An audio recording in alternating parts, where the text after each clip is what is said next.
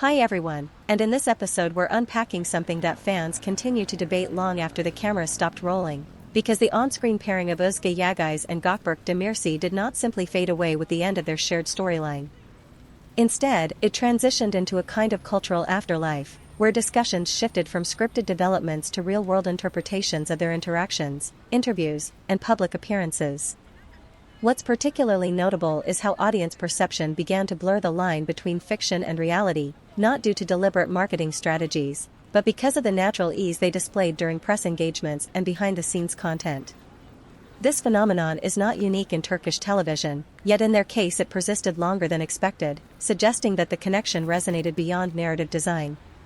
However, as Yağız moved into projects like Baba, working alongside more established industry names, her career trajectory began to signal a shift toward diversification and broader recognition, while Demirci maintained a more focused path, often staying within the genre that initially brought him success.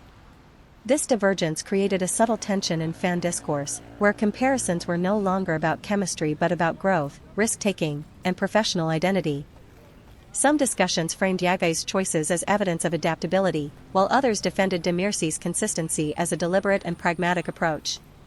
What makes this dynamic compelling is that neither path is inherently superior, yet the audience often feels compelled to rank them, revealing more about viewer expectations than about the actors themselves. As time passes, the question evolves from whether they should reunite on screen to whether such a reunion would even serve their current artistic directions, and perhaps the more interesting angle is this: are audiences ready to see them as separate artistic identities, or will they always be defined by the roles that first connected them?